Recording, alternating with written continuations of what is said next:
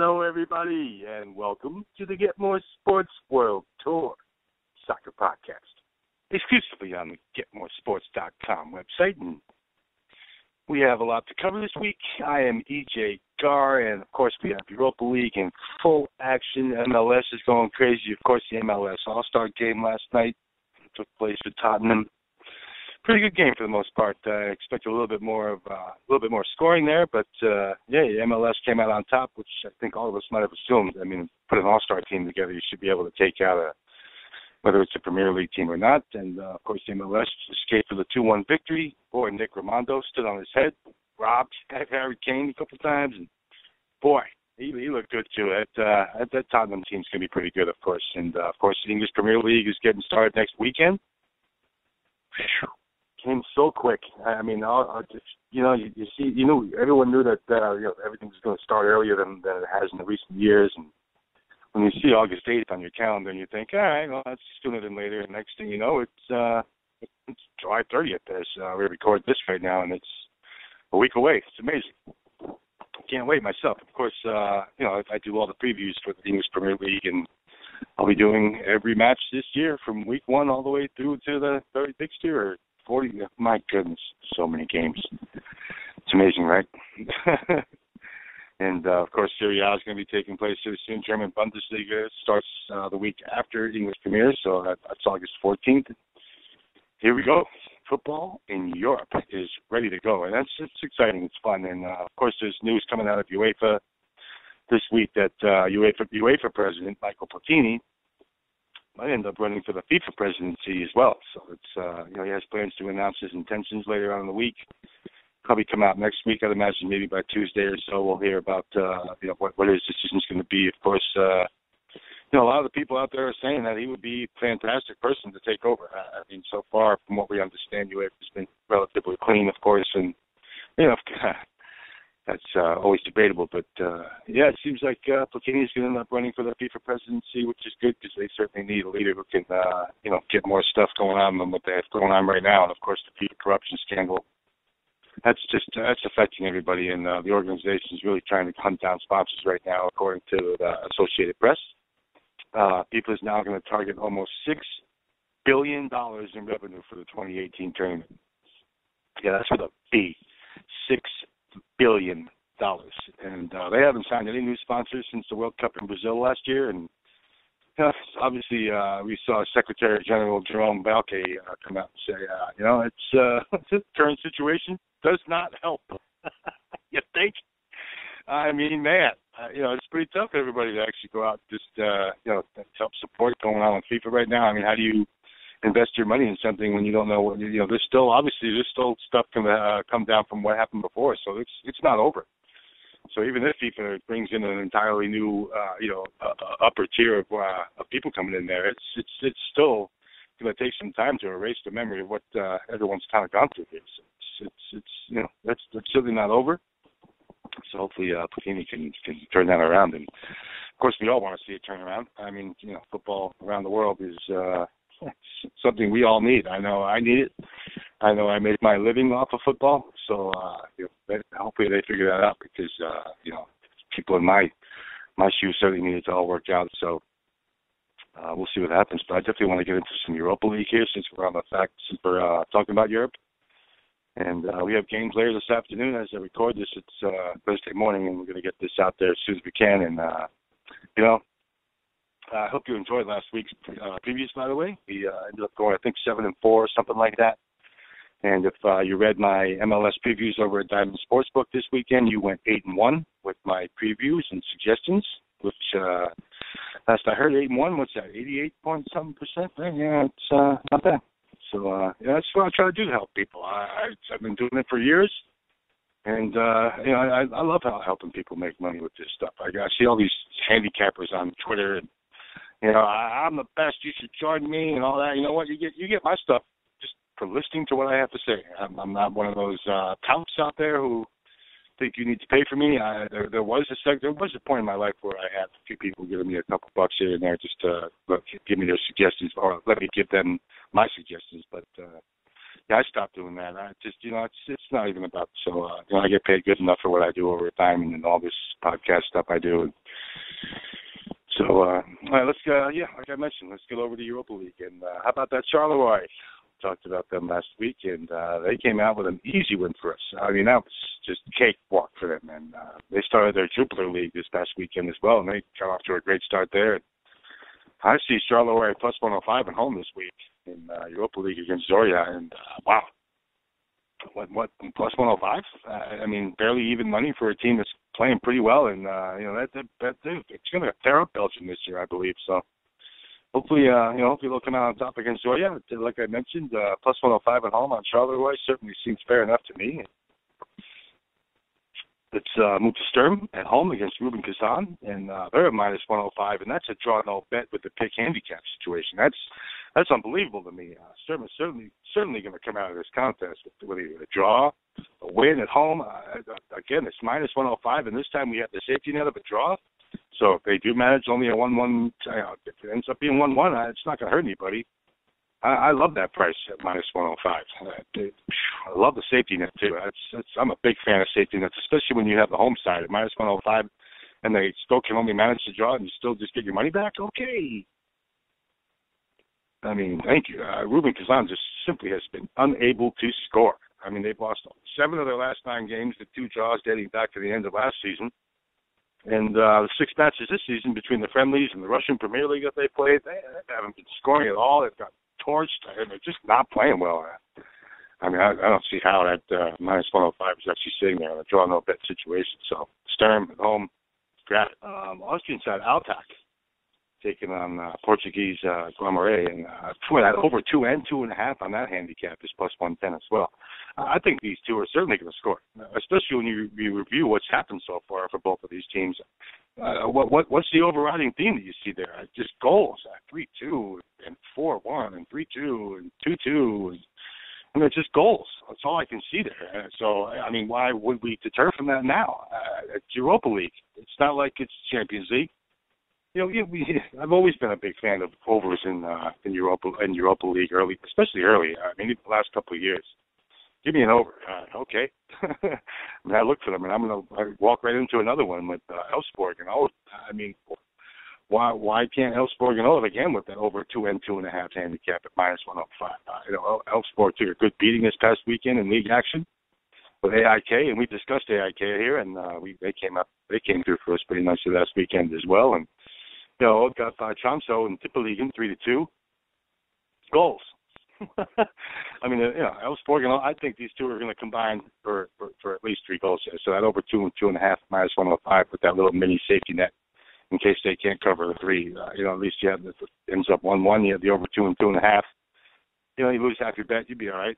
I love those half bet situations here and there because they end up saving you money in the long run, and you have to find those. Let's see, Liberec and Smona. Again, it's 2 and 2.5 with the handicap. These two should have plenty of success finding the net. It's not so much that they're giving up, it's not so much that they've given up the goals. It's just that they haven't played defense at all. I mean, so far in their tune-ups and competitions and league play, it's not so much that they can score. It's just that they're all getting scored on. And I just think between Liberec and Smona, both these two are going to get scored on. I mean, their defense is just not up to par yet. And again, that 2 and 2.5 handicap sitting there, I love it. Absolutely love it. And speaking of over, what do you know? Debrecen and Rosenborg. Yeah, here we go again. I'm not even going to get into any analysis when it comes to Debrecen overs because we've discussed it already here. We've hit every time we put them on the board, they've ended up cashing our over, and I'm playing. And again, that over 2.5 at even money. Really? I mean, really? Even money? Okay. For a 2-1 match with Debrecen and Rosenborg on the same field? Yeah, okay. Put them two out there together, and let's cash that over 2.5. Take it at even money. Thank you. I love that pick. Of course, like I mentioned, we talked about Debrecen. They can't stop anyone, and no one seems to be able to stop them either. It's just goals and goals and goals. Not about to fade away from that now. And Alkmaar versus Basake. Boy, Basake here. Alkmaar at home at plus 125. It just almost seems too good to be true. And maybe it is, but I'm still taking them anyway. I mean, Alkmaar at home should certainly come out of here with a win. I don't see how they're going to end up settling for a draw here. Hopefully, that's the case. Art doesn't score first. You know, that would be huge against us. But I think Alkmaar at home at plus 125 on that three-way line seems pretty fair to me. I don't see why there's a problem with taking them at home. And let's break out an English team. We see Southampton taking on Vitesse, the Netherlands, and that over 2.5 also is going to make my board this week at minus 110. Both teams have been scoring plenty in their preseason friendly schedules.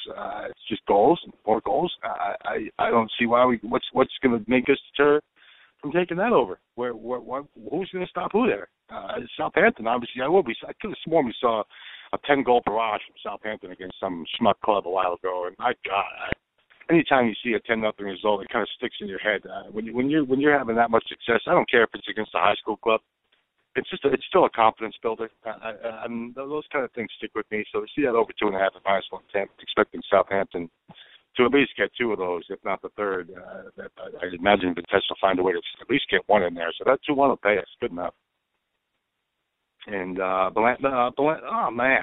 Belenenses, Göteborg. And this is the exact opposite. Goals. What goals? Who's going to score? I don't see Belenenses and Göteborg scoring at all. It's stone cold under waiting to happen. I see that under 2 is plus 105, and that's just straight 2, not 2.5. And makes sense to me. If these two manage on 1-1 game, I'll be shocked. And even if they do, we'll get our money back on the push for the 2. But I don't think it's going to happen. I think it's going to be nothing in this first leg, and these two are going to go back to the second leg trying to figure out who's going to score.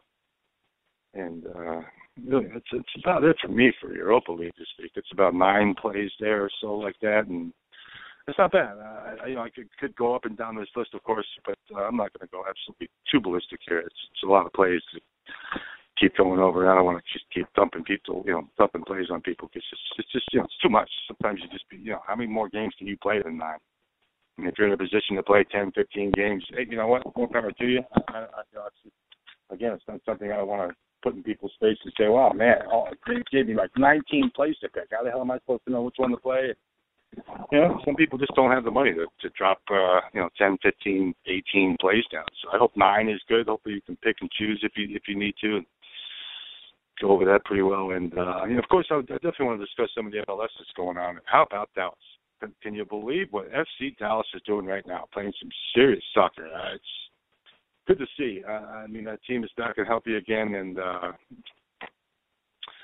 it's really good to see that first place team there. They're dominant. I mean, I'm 5 in a row, 11-5 and 5 on the season, playing fantastic, and they have a game in hand on most of the other clubs too. Vancouver and LA playing 23, 22 games, so they're even in a better position than anybody else. And we talked about San Jose. How pissed do you think Chris Wondolowski is going to be when he gets back this week and says, what the hell did you guys do to the lead I helped us get? I mean, now they're back for 25 points at 9th place in the West and out of the playoff picture, really looking at it. I mean, Portland's at 32 points tied with Seattle, and they're holding the 5 and 6 playoff position right now. And when Wondolowski left, San Jose was in a position. I mean, they were in playoff position, 3rd, 4th place, hanging out, doing pretty well, and they gave it all back. I mean, I'm sure Chris Wondolowski's going to come back and be like, what? I don't want to say the other word, but, yeah. It rhymes with truck. How about that? I mean, yeah, he's got to be like, what the hell are you guys doing? It's amazing to see a team completely fall apart like that just because of one guy. I mean, soccer's a team sport, and we all know everybody has their leader. But even when one absence should not make that much of a difference like it did for San Jose, so they're certainly in trouble. I mean, it's certainly in bigger trouble. And they have Portland this week, too, at home, even though it is at Avaya Stadium. And I still have to figure out a way to get to Avaya Stadium. But, in September, I'm actually going out to California for a few days. I'm actually going to try and figure out how I can get to San Jose Stadium. That Avaya place is great. Of course, we know that it's the largest outdoor bar in North America. Yeah. Never met a beer I didn't like, so it's that would be cool. I don't even know if I'd watch a game. I just want to go sit in the bar and hang out. I'll watch it on the big screen. No, I'm not sure I wouldn't. I'm sure I'd be in the middle of it and pick up things just like I do when I go to the Cosmos games. And, I'm going to the Cosmos game this Saturday, of course, against Fort Lauderdale. I'll be sitting in the 5 Point supporter section as I always am. Gotta love going to the Cosmos games. It's fun for me. Of course, we all know I'm the host of the Into the Cosmos Team podcast, and that's having a blast. We got to sit down with Andres Flores this week. That's a lot of fun. But let's get back to the MLS a little bit. Like I mentioned, San Jose's going to face Portland on Sunday at home, and San Jose's mildly favored. It's amazing. Portland's hinged themselves on their defense all year, and of course they get torched again. I've talked about that a lot this year. That Portland team just thinks they're the best defensive thing in the world. I mean, like, guys, let me help you with something. You've given up 28 goals and you've given up more than you've scored. Yeah, real great defense you have over there. I mean, give me a break. I don't know who they think they are. I think obviously the Nat Borchers acquisition, he kind of made everybody in that back line feel like, oh, we're among the best in the league. Right? Shut up. You don't know what you're talking about. You just don't know what you're talking about. And with Bondolowski back, I expect him to be back this week, and I'm probably going to take that over in that San Jose Portland game on Sunday. Who's going to stop it? Man. Of course, New York City's taking on Montreal. It was good to see New York City, Andrea Pirlo, taking the field and making a difference. And, of course, Kyle Larin ended up getting a red card the weekend before, and then they ended up rescinding it. The league disciplinary committee just decided, no, you know what, that wasn't worthy of a red card, so you can play this week. And boy, it was a good thing for Orlando City that he did play, putting up a hat trick, and he looked pretty good. Of course, New York City's going to take on Montreal this week at Yankee Stadium in the first game on the afternoon.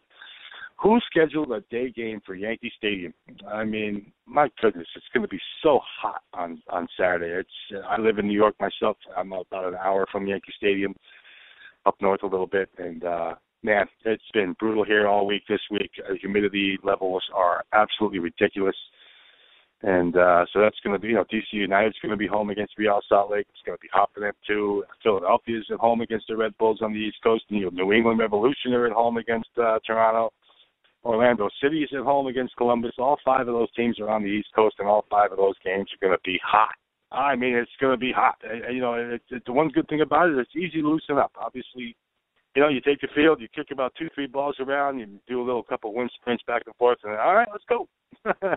I mean, there's no real. It's so easy to get ready. I mean, obviously, I played myself for years until my 3rd year of college. And I know what it's like to get ready. It's pretty nice to just, have warm weather certainly helps. The humidity kind of obviously knocks the hell out of you later, but the first half is where you feel comfortable, and then you kind of wear it down as the halftime approaches. That second half, getting ready to, you're already soaking wet. You have to go into the halftime locker room, change, and get all prepared to come out because you're soaking wet. I mean, and if you're not soaking wet through your jersey from sweat, you're soaking wet from all the water you drop on yourself because you want to try to cool off. So it's, you're soaking wet. And then the worst thing to do, actually, when you go out into the humidity when you're soaking wet is it makes your clothes heavy.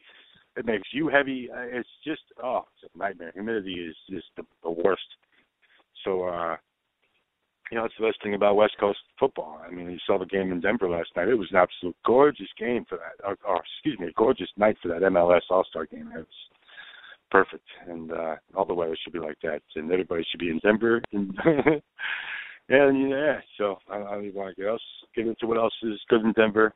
It's pretty nice to be in Colorado these days. For some people, you know what I mean. For some people, you don't. And, I'll leave that one for your imaginations. But, Sporting Kansas City will wrap out Saturday's action with Houston, Colorado, LA Galaxy. Colorado, of course, right where we just saw the All-Star game at Sporting Goods Park. And Seattle will take it on Vancouver as part of that. Vancouver's doing pretty well there. I think all those teams are actually tied. I think Portland, Seattle, and Vancouver. I think the Cascadia Cup has a lot left to be decided. So it's be interesting to see who ends up taking that this year. Of course, Vancouver took it last year. And Seattle, I think it looks like they might have most of their guys back here. Obafemi Martins is getting closer. Of course, Dempsey's going to be back this weekend, and they certainly need him if they missed him. We've seen what Seattle's done. They're back, like we mentioned, tied losers of 3 in a row. And 4, my God, since the U.S. Cup game, we know what happened when Dempsey got suspended, ripping apart the referee's book like an absolute little boy. Oh, man, I still am just not impressed with Dempsey at all. I mean, at all. I just don't respect him. Is he a good soccer player? He's okay. I mean, obviously he did well in the Gold Cup, got the Golden Boot and all that, and I get it, and he made a difference. But at the same token, the U.S. team came in third place. Big deal. Was it really worth it? I mean, with all the hype and all the talk about what Klinsman's wanting to do, we want to win this Gold Cup so we can get to that, do this. Boy, I'm not impressed with Klinsman either. I'm certainly hoping that his time is going to be coming up here pretty soon. I'm not impressed. I never have been impressed. I don't think he's ever going to be anyone who helps get this American team to the next level. I just don't think he can do it. I know he has all the experience in the world. And, at some points you just wonder if anyone can do it. American soccer is just not where European football is. Obviously, we see Spain, Germany.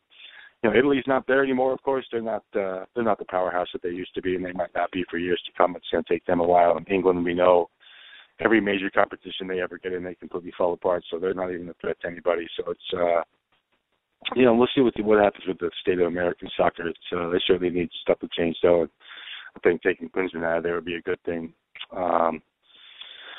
That's just my opinion, though. Like I mentioned, Dallas is in first place right now, 38 points, hanging out a couple of points above Vancouver and the Galaxy. And, boy, it was amazing to see the third, fourth, fifth, and sixth place teams last week all lost their matches. And that gave Dallas and Vancouver a little advantage up in the West. But the West is still wide open. There's still only 6 points separating all six of those clubs. And Real Salt Lake is right there as well with 29 points. Houston's right there at 27. And Colorado's still in a bit of trouble in the Western Conference basement. And DC United opened up their lead again, back up to 7 points for the big win. And they have so many issues with injuries still. Hamid's obviously still down. If you go to the MLS injury report, oh, boy. I mean, laundry list of names of guys that are going to be out this weekend. So make sure you pay attention to the DC United match.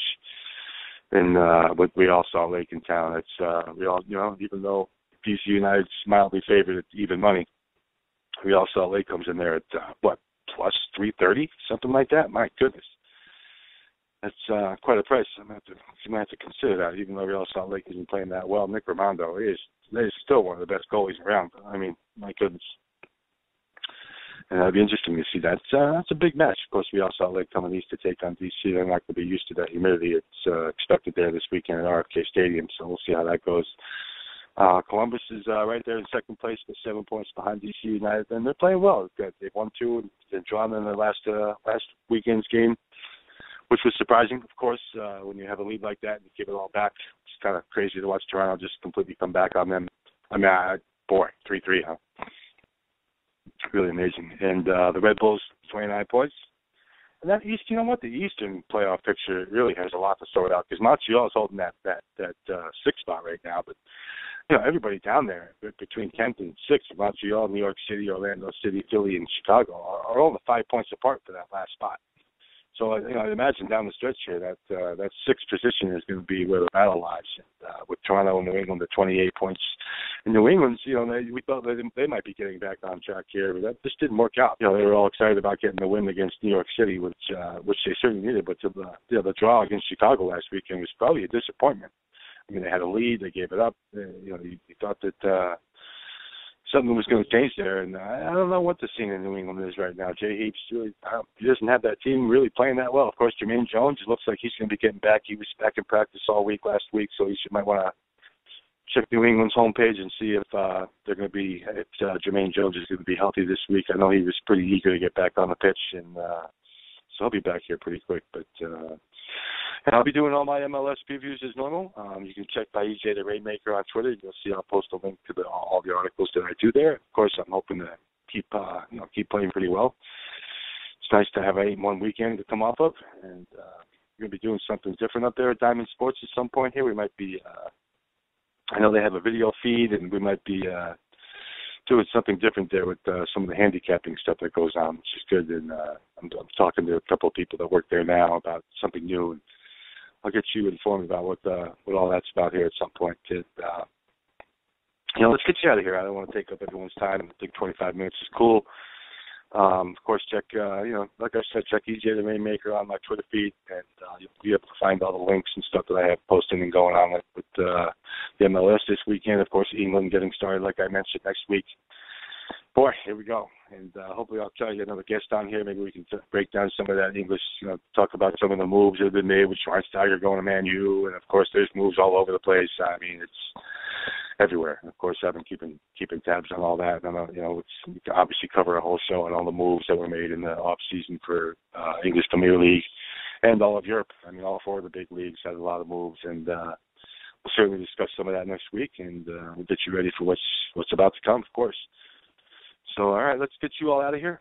Again, we appreciate you taking time to listen to the Get More Sports World Tour Soccer podcast. I am EJ Carr. Again, hopefully everybody has a good weekend. Check my Twitter page if you need anything else. If you want to get a hold of me, that's certainly something I more than welcomed. I love having people come back to me and ask me questions. I love that stuff. So feel free. You know how to find me. And let's get you out of here, of course, with the sound of the Vuvuzela.